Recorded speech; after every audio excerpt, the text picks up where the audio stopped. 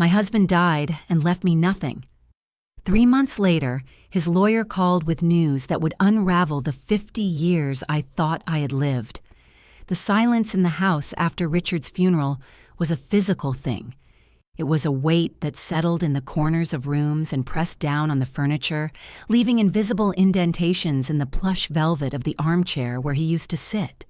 For the first few weeks, I moved through that silence as if I were underwater, my limbs heavy, my thoughts slow and muffled.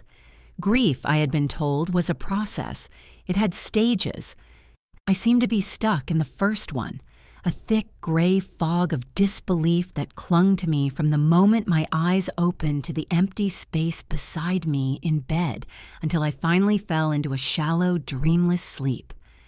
Richard was gone. The man I had married at 20, the father of my 2 children, the architect of our shared life, had suffered a massive heart attack on the 17th hole of his favorite golf course and had simply ceased to exist. He had left me with a mountain of debt and a hollowed-out life. That was the story I was told, the one delivered by my son, Mark, with a clinical sort of pity. Mark, who had followed his father into the business, sat me down at the large mahogany dining table a week after the funeral. He had a stack of papers in a neat, leather-bound folder. He explained, with a tone that was both patient and condescending, that Dad's investments had soured. The company was on the brink of collapse. There were loans, he said. So many loans. He used words like leveraged and overextended. He told me the house would have to be sold. The savings accounts, our joint accounts, were nearly empty. There was nothing. Less than nothing. My daughter, Sarah, who had flown in from the city, sat beside me, her hand resting on my arm. Her touch was meant to be comforting, but it felt like the grip of a handler, meant to keep me still and compliant. She would murmur things like, "Oh, Mother, it's such a shock," and "Don't you worry, Mark and I will figure something out." But they never did figure anything out for me. They figured things out for themselves. They arranged for an estate agent to value the house. They spoke in hushed tones on their phones in the hallway, their voices dropping to whispers whenever I entered the room. I felt like a ghost in my own home, a piece of old furniture that had to be dealt with before the final clearing out could begin. The children decided, without consulting me, that I would move into a small apartment in a retirement community. It was for the best, they said. Easier to manage. I didn't argue. The fight had gone out of me, extinguished by the cold shock of Richard's death and the subsequent dismantling of my life. I packed 50 years of memories into cardboard boxes, each object a small, sharp pain. The silver-framed photograph of our wedding day, Richard's confident smile, my own naive joy, the clay handprint of a 5-year-old Mark, the faded velvet box that held the pearls Richard had given me for our 25th anniversary. I was a curator of a museum that was being permanently closed. My granddaughter, Lucy, was the only one who seemed to see me. Mark's daughter, a quiet, thoughtful girl of 19, would come and sit with me while I sorted through boxes. She didn't offer platitudes or false comfort. She would simply pick up a photograph and ask, "Grandma, who was this?" And I would tell her. I would tell her about my cousin who played the fiddle, or the holiday we took to the coast when her father was just a boy. She listened. Her presence was a small, warm light in the suffocating grayness. She saw a person, not a problem to be managed. After I moved into the sterile, beige apartment, the visits from Mark and Sarah became less frequent. They were busy, they said, so busy. Untangling Dad's finances was a nightmare. They spoke of it as if it were a noble burden they had shouldered on my behalf. I was supposed to be grateful. I was mostly just tired. I spent my days staring out the window at the meticulously manicured lawns of the retirement community, a place where people came to wait quietly for the end. The silence here was different from the silence in the house. It was thinner, emptier, punctuated by the distant drone of televisions from other apartments. It was on a Tuesday, exactly 3 months to the day after Richard's funeral, that the phone rang. It was an unfamiliar number. I answered, my voice hoarse from disuse. A man with a dry, precise voice introduced himself as Mr. Howard, a solicitor from a firm I had never heard of. He said he was calling on behalf of the estate of Richard Miller. I told him my son, Mark, was handling the estate. There was a pause on the other end of the line, a small, significant silence. "Yes, I am aware of that," Mr. Howard said, his tone unchanging. "However, I was Mr. Miller's personal solicitor for a very specific set of holdings. He left explicit instructions that I was to contact you directly, and only you, 90 days after the date of his passing." My heart began to beat a little faster, a slow, heavy thud against my ribs. He wanted me to inform you that the quarterly disbursement for the property management company is due. I held the phone, confused. "Property management company? I'm sorry, I think you have the wrong person. My husband's company was in construction, and it was insolvent." I felt a familiar wave of shame, admitting our ruin to a stranger. Another pause. This one was longer. "Ma'am," Mr. Howard said, and his voice was suddenly very clear, cutting through the fog in my mind. "I am referring to Blackwood Properties, Limited Liability Company. Your husband was the sole owner. According to my records, you are the sole beneficiary. The company manages 7 residential properties and 1 commercial building. The net income for the last quarter was just over £120,000. The funds are waiting to be transferred." I sat down heavily on the edge of my new, unfamiliar bed. The room seemed to tilt. £120,000, 7 properties, Blackwood Properties. The name was utterly foreign. It was a mistake. It had to be. "That's impossible," I whispered. There was no money. Everything was lost." "I can assure you, madam, it is not impossible," the lawyer said, his voice a steady, factual anchor in my sea of confusion. "The documentation is quite clear. Perhaps you would like to schedule an appointment to come to my office. I can walk you through the portfolio." I agreed, my mind numb. We set a time for the following Thursday. After I hung up, I sat in the silent apartment for a long time, the lawyer's words echoing in the emptiness. It was the first crack in the gray facade of my grief, a small, sharp splinter of light that was less like hope and more like a question that made my hands tremble. My first instinct was to call Mark. He was the one who understood business, the one who had presented me with the grim reality of our finances. He would be able to make sense of this. I picked up the phone, my thumb hovering over his name in my contacts. But then I stopped. A strange, unfamiliar caution held me back. Richard's instructions. "Contact you directly, and only you." Why? Why the secrecy? Why the 90-day waiting period? It was as if Richard had set a small, posthumous mechanism in motion, a message intended only for me. A cold knot of suspicion began to form in my stomach. I put the phone down.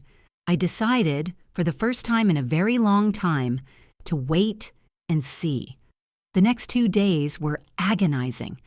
I replayed the conversation with Mr. Howard over and over in my head. I searched for the name Blackwood Properties online, but found only a generic landing page with a post office box address. No details, no clues. I walked through my small apartment, touching the few possessions I had brought with me, seeing them in a new light. The pearls Richard had given me. Had he bought them with money I knew about, or with money from this secret company? The very fabric of my memory felt suddenly unreliable. I tried to think back, searching for signs I might have missed. Richard had always been private about his business dealings. "You don't need to worry your pretty head about it, Eleanor," he would say, patting my hand. It had sounded like a kindness then, a protective gesture. Now it felt like a wall he had built around a part of his life, a wall I had never thought to look behind. There were the business trips, of course, frequent, sometimes lasting for a week at a time. He would say he was visiting potential development sites or meeting with investors. I had never questioned it. I had packed his bags, made sure his shirts were perfectly pressed, and waited for him to come home. The first person I confronted was Mark. I didn't mean to. The words simply came out. I called him on Wednesday, the day before my appointment with the lawyer, under the pretense of asking about Lucy. After a few minutes of small talk, I took a breath and said it, trying to keep my voice casual. Mark, darling, does the name Blackwood Properties mean anything to you? The silence on his end of the line was instantaneous and absolute. It was so profound that for a moment I thought the call had dropped. When he finally spoke, his voice was tight, strained. Where did you hear that name? He didn't ask what it was. He asked where I had heard it. The difference was enormous. A letter came, I lied, the falsehood coming to my lips with surprising ease. Some sort of junk mail, I think. It just struck me as an odd name. He let out a short, sharp laugh that held no humor. Right, junk mail. Mother, you need to stop worrying about these things. It's nothing. Probably just some scam targeting widows. You should throw it away. His response was too quick, too dismissive. He was pushing me away from the subject with both hands. So you've never heard of it? I pressed, a cold determination solidifying inside me. No, of course not, he said, his voice hardening. Look, I have to go. I'm in the middle of a meeting. Let me handle the finances, Mother. You're just going to get yourself confused and upset. You're grieving. It's understandable. And then he was gone. He had hung up. He had used my grief as a weapon against me, a way to invalidate my question and dismiss my concerns. He had treated me like a child, a confused, fragile, elderly child. I stood in my kitchen, the dial tone buzzing in my ear, and the cold knot in my stomach tightened into a fist of ice. He was lying. I knew it with a certainty that was as absolute as the floor beneath my feet. That conversation changed everything. The splinter of light was no longer just a question. It was a beacon. My grief, which had been a heavy, smothering blanket, began to feel different.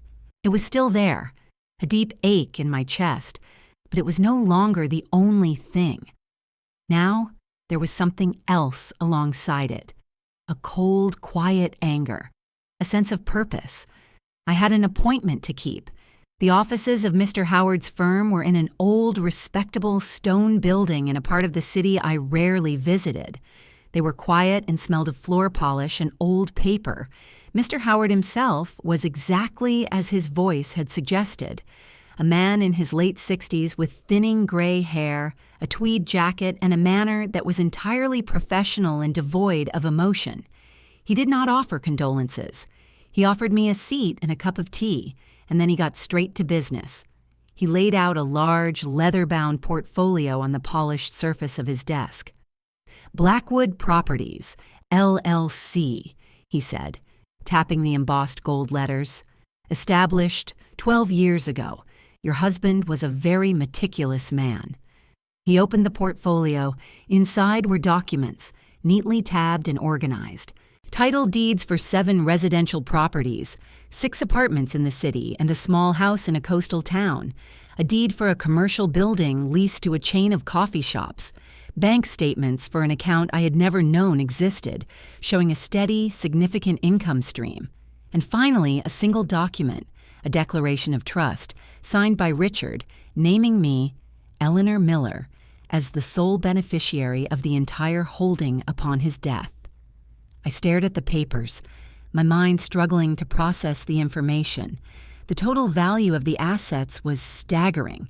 It wasn't just a comfortable sum, it was a fortune, a completely separate, secret fortune that had been running in parallel to the life I had known, a life that had supposedly ended in financial ruin. Why, I whispered, not to Mr. Howard, but to the ghost of my husband that seemed to be sitting in the room with us. Why would he do this? Mr. Howard cleared his throat. Your husband was very clear in his instructions to me over the years. He referred to this portfolio as his legacy. He stated that the assets of his primary company, Miller Construction, were entangled with your children's financial lives and that he considered them compromised. The word hung in the air. Compromised. What did that mean? He told me, the lawyer continued, looking down at his notes, that he wanted to ensure you were taken care of, independently. He stipulated the 90-day waiting period because he said, and I quote, "It will be enough time for the vultures to show their true nature." My blood ran cold. The vultures. He had been talking about Mark and Sarah. He had known. He had known what they would do, how they would act, and he had set this up as some kind of test, a test I hadn't even known I was taking. The primary evidence was right there, in black and white, on Mr. Howard's desk. But I needed more. I needed to understand the shape of the lie. That evening, I went home not to my sterile apartment, but to the old house. I still had a key. Mark had told me the bank would be taking possession at the end of the month, so I knew it would be empty. Letting myself in felt like a transgression. The silence was still there, but it no longer felt heavy with grief. It felt charged with secrets. I went directly to Richard's study, a room Mark had claimed to have cleared out to find financial papers. But Mark was careless. He had always been careless, arrogant in his belief that he was smarter than everyone else, especially his mother. I went to the large, built-in bookshelf. Richard had loved old books. I ran my hand along a row of leather-bound classics. On a hunch, I pulled out a heavy copy of Moby Dick. It felt lighter than it should have. I opened it. The center had been hollowed out. Inside was a small black notebook and a set of keys. My hands were shaking as I sat in Richard's chair and opened the notebook. It was a ledger. Not for money, but for events. Richard's handwriting, small and precise, filled the pages. It was a detailed record, going back 5 years, of every loan, every gift, every bailout he had given to Mark and Sarah. Mark's failed business ventures, tens of thousands at a time. Sarah's extravagant lifestyle, the down payment on her ridiculously expensive apartment, the funding for her art gallery that never sold a single painting. It was all there. A river of money, our money, flowing from Miller Construction directly into the pockets of our children. And then I saw the other entries, notations about Blackwood Properties, how he had used its income to quietly purchase another property after Mark had lost a similar one in a bad investment, how he had set up the trust for me, and near the end, just a few months before he died, a final chilling entry. Mark is pushing to take full control. He and Sarah believe I am losing my edge. They see the company as theirs. They see their mother as a line item, an expense to be managed after I am gone. I have made my arrangements with Howard. Eleanor will be safe from their greed. I closed the book, the leather cool against my skin. The grief I had felt for Richard was now a complex and painful thing, twisted with anger and a profound sense of betrayal. He had seen the truth of our children, but he had never told me. He had left me to live in a lie, surrounded by the polite fiction of a happy, successful family. He had protected his money, but he had not protected me. He had left me alone to face the vultures, armed only with a secret he couldn't bring himself to share while he was alive. The keys in the book were for a post office box and a safe deposit box. The next day, I went to the post office first. The box was full of mail addressed to Blackwood Properties. Most of it was junk, but there were bank statements from another bank, different from the one Mr. Howard had shown me. I took them. Then I went to the bank listed on the key. I had to consult with Mr. Howard first, who drew up the necessary paperwork to prove I was the executor of this part of Richard's estate. The bank manager, a stern woman named Mrs. Gable, led me into the vault. The air was cold and still. She used her key and I used mine, and the small metal door swung open. Inside was a single large manila envelope. My name, Eleanor, was written on it in Richard's hand. I took it to a private viewing room and opened it. It contained 2 things. The first was a letter. "My dearest Eleanor," it began. "If you are reading this, then I am gone, and the 90 days have passed.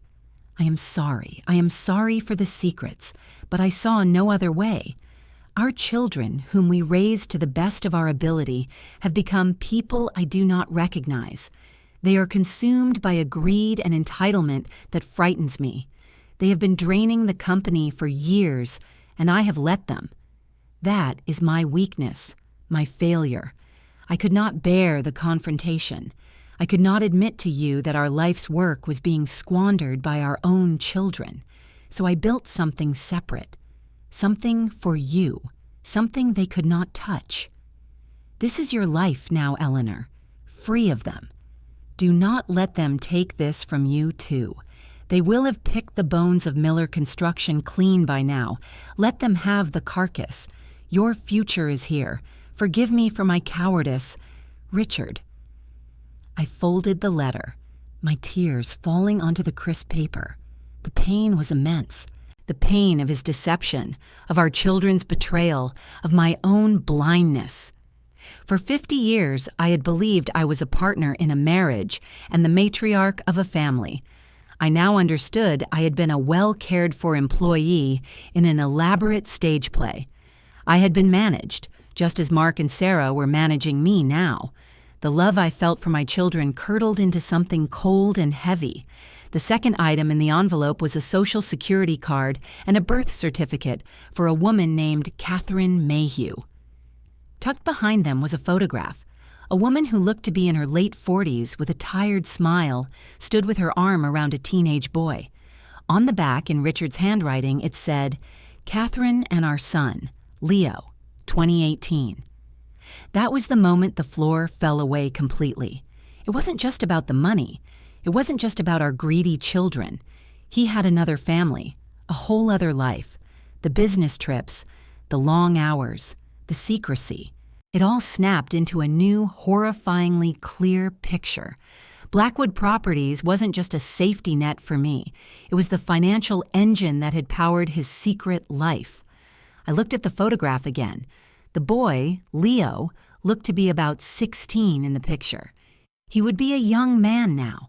A man who was my husband's son, my children's half-brother. I walked out of the bank and into the bright, indifferent sunshine. The city noise seemed distant and muted. I felt a strange and terrible calm settle over me. The grief was gone. The sorrow was gone. The confusion was gone. They had all burned away, leaving behind something clean and hard and cold, a diamond of pure, unadulterated rage. Richard's letter had asked for forgiveness for his cowardice. There would be no forgiveness. His posthumous plan to protect me felt now like an insult, a final act of control from a man who had lied to me for decades. He and my children had built a cage of lies around me. They had thought of me as a fragile, foolish old woman who needed to be protected and managed. They were about to find out how wrong they were.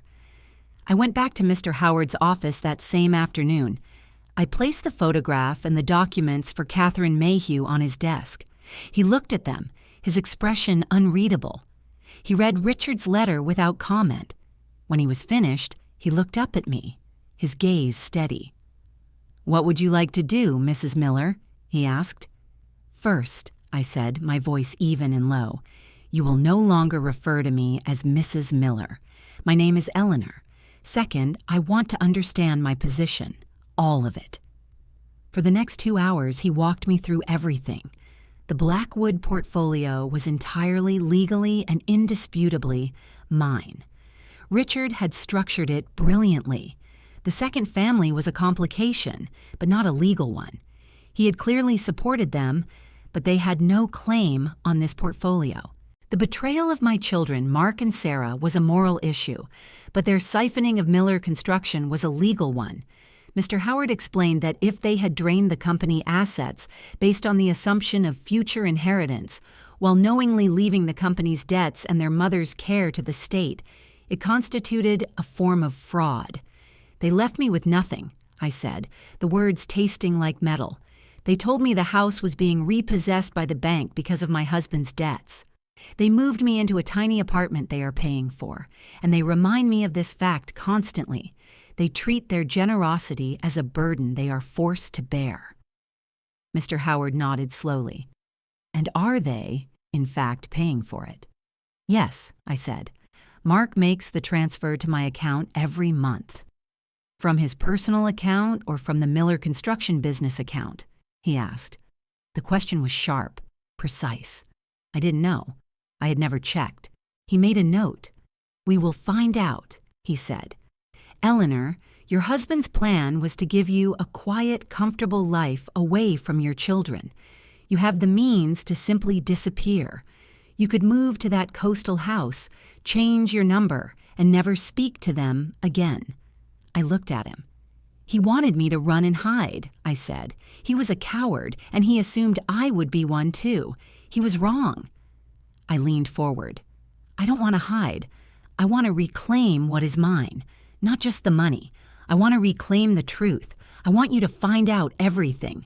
Every penny Mark and Sarah took, every lie they told. I want to know how they were planning to leave me destitute, and I want to know everything about this other woman and her son. Mr. Howard looked at me for a long moment. A flicker of something, respect perhaps, passed through his eyes. For that, he said, you will need more than a solicitor. You will need an investigator. He slid a business card across the desk. Julian Croft.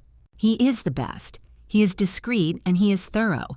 He is also very expensive. I can afford it, I said. The words felt good. They felt powerful. The next few weeks were a blur of quiet, methodical activity. I met with Julian Croft, a former detective with tired eyes and a mind like a steel trap. I told him everything. I gave him the ledger, the keys, the photograph. He listened without judgment, taking notes in a small, spiral-bound book. He said he would start with the finances. Money, he told me, always leaves a trail.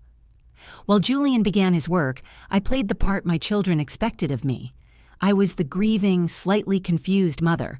I spoke to Mark and Sarah on the phone. They were full of sighs and talk of the immense stress they were under, sorting out the mess Dad had left. They were martyrs, sacrificing their time and energy for my sake.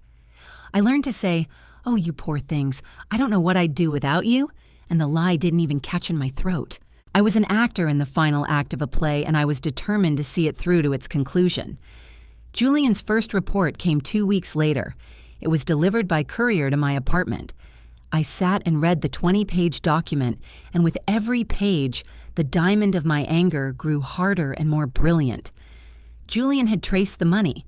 Mark and Sarah hadn't just been draining the company for their personal expenses. In the months before Richard's death, they had accelerated the process. They had systematically transferred assets, sold off equipment, and moved funds into newly created personal holding companies. They had, in effect, stolen the entire company from under their father, leaving behind nothing but a shell corporation saddled with all the debt. The money they were using to pay for my apartment was, in fact, my own money, routed through one of these new accounts to create the illusion of their filial piety. The final insult was the house. There was no bank threatening repossession. Mark and Sarah had sold it to a developer who was one of Mark's friends for a fraction of its market value. The sale had been pushed through a week after the funeral. They had forged my signature on the consent forms.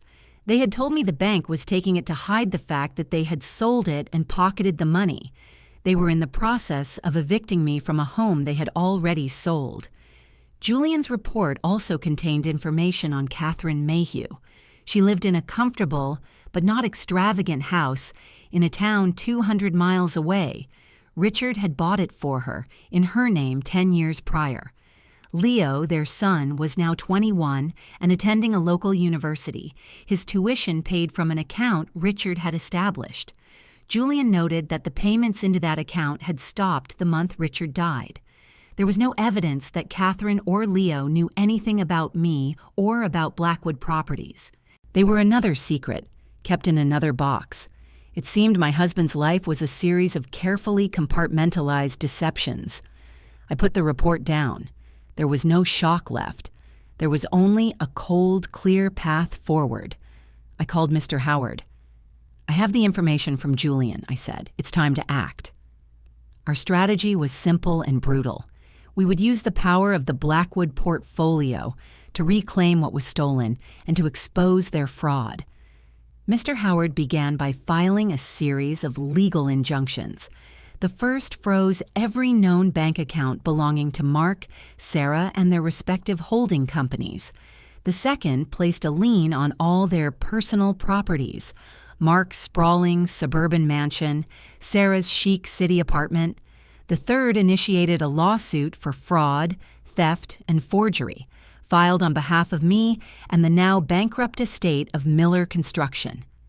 While the legal gears began to turn, I made a move of my own. I went to the coastal house that was part of the Blackwood portfolio. It was a small, charming cottage perched on a cliff overlooking the sea. It was fully furnished, clean and airy, as if waiting for someone to arrive. I walked through the rooms, the sound of the waves, a constant soothing presence. This was real. This was mine. I decided this was where I would live.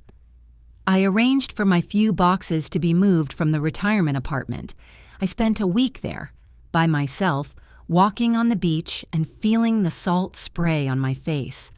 I was washing away the grime of the old life, preparing for the new one. Then I made one more call. I called my granddaughter, Lucy. I asked if she would come and visit me for the weekend. I told her I had moved. She sounded surprised, but agreed immediately. When she arrived, her eyes widened at the sight of the cottage and the ocean view. "Grandma," she said, "this is beautiful. How—" I sat her down with a cup of tea and I told her the truth. I told her everything. About Blackwood properties, about her grandfather's secrets, about her father and her aunt. I didn't spare her the ugly details. I owed her the truth that had been kept from me. She listened, her young face a mask of disbelief, then horror, then a deep, quiet sadness. When I was done, she was silent for a long time. "He used to tell me," she finally said, her voice small, "my dad, he used to say that you didn't understand money, that you were fragile. He said they had to protect you from things." She looked at me, her eyes full of tears. "They weren't protecting you. They were using you, and they were lying to me." "Yes," I said, "they were." "What are you going to do?" she asked. "I am going to stop them," I said simply, and in that moment she made a choice. She reached across the table and took my hand. "Good," she said, her grip firm.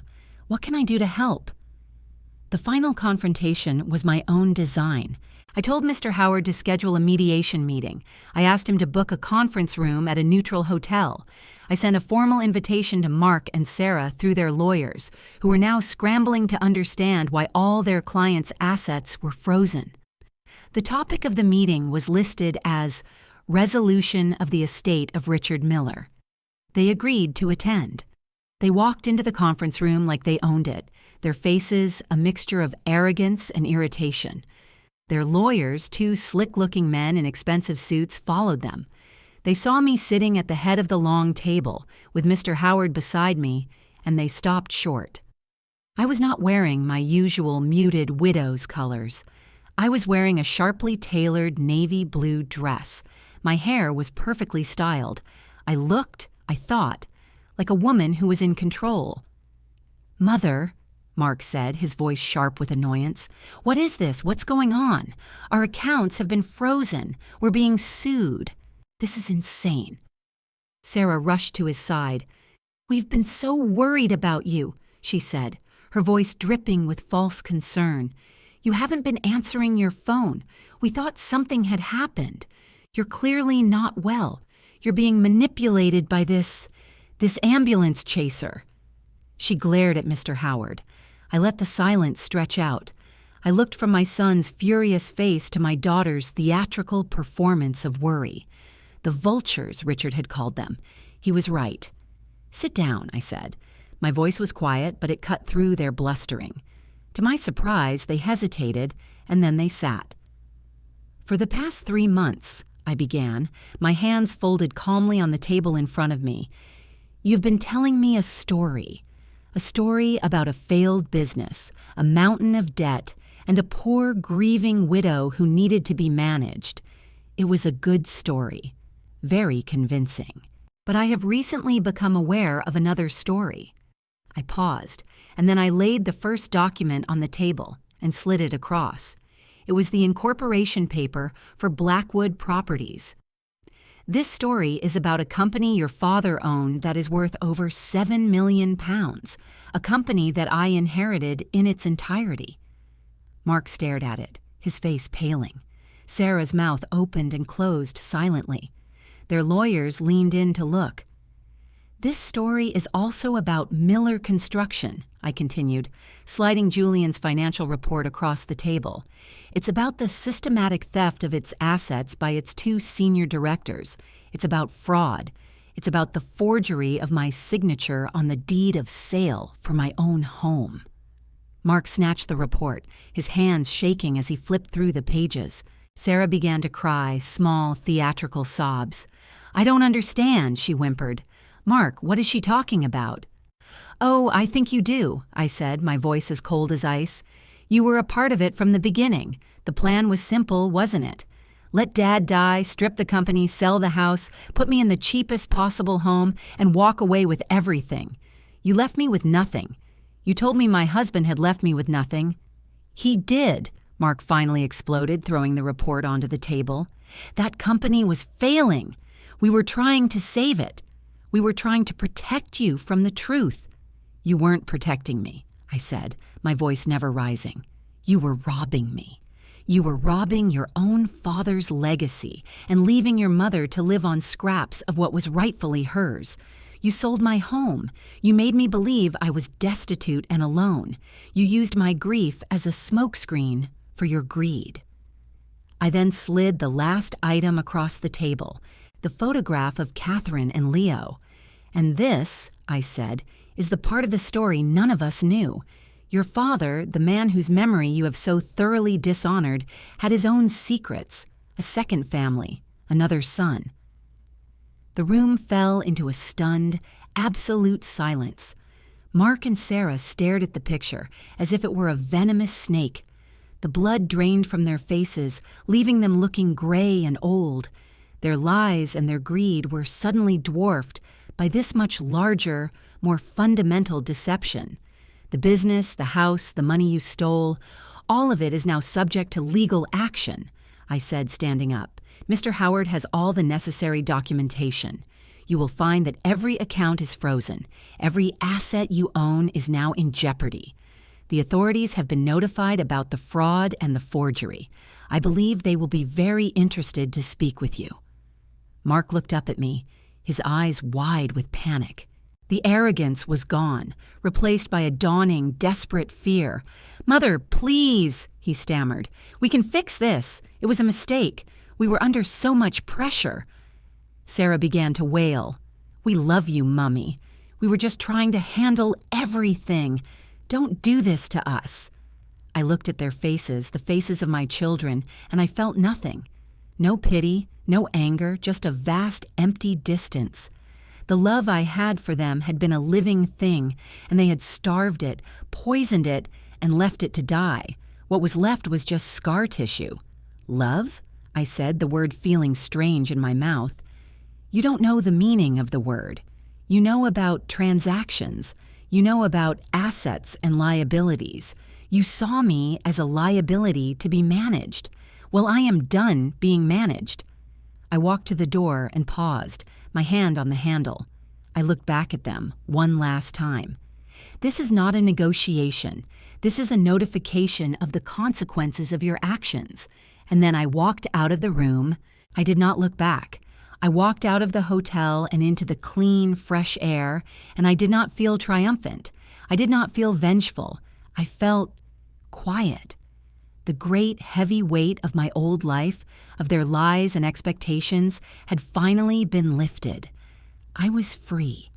The aftermath was swift and, from my perspective, blessedly distant. Mr. Howard and Julian Croft handled everything. Mark and Sarah were arrested and charged with multiple counts of fraud and forgery. Faced with the mountain of evidence Julian had compiled, they pleaded guilty. They lost everything. Their houses, their cars, their money. Their holding companies were dissolved, and the stolen assets from Miller Construction were seized. What little was left was absorbed by the company's outstanding debts. They were sentenced to community service and received suspended prison sentences, largely due to their lawyers arguing they were first-time offenders. The social disgrace, however, was total. Their friends abandoned them. Their world collapsed. I heard all of this through short, factual updates from Mr. Howard. I never spoke to either of them again. Their phone calls went unanswered. Their letters remained unopened. I did one other thing. Through Mr. Howard, I reached out to Catherine Mayhew. I did not want to meet her. I did not want to know the details of her life with my husband, but I felt a strange sense of duty to her and to her son. Richard had left them financially stranded. I arranged for an anonymous trust to be set up, enough to pay for Leo's university education and to provide Catherine with a modest but stable income. It was not forgiveness for Richard. It was a correction, an act of balancing the scales he had left so terribly skewed. She never knew the money came from me. I preferred it that way. A year has passed since that day in the conference room. I live in the coastal cottage now. My life is quiet and ordered. I wake up to the sound of the gulls and the sea. I spend my mornings in the small garden I have planted, my hands in the cool, dark earth. I have reconnected with old friends. I read books. I walk on the beach. The silence in this house is not a weight. It is a comfort. It is peace. Lucy is a constant in my new life. She transferred to a university nearby and visits me almost every weekend. We cook together. We work in the garden. We talk. We have forged a new kind of family, one built not on obligation or shared history, but on mutual respect and genuine affection. She is the worthy successor, not to a business or a fortune, but to a legacy of kindness and integrity that had almost been lost. She knows the whole truth, and she loves me not in spite of it, but because of it. She saw me choose myself, and in doing so, I gave her permission to one day do the same. Sometimes, when I am looking out at the endless expanse of the ocean, I think about the life I lost, the 50 years I gave to a man who lived a lie, and to children who saw me as a means to an end. There is a sadness there, a melancholy for the woman who was so blind for so long, but it is a gentle sadness, without bitterness. That woman is gone. I do not mourn her. I have folded her up, along with the memories of that life, and put her away. My new life is smaller, quieter, but it is infinitely more real. It is mine. Every sunrise I watch, every flower I plant, every cup of tea I drink in the morning sun is a testament to the fact that it is never too late.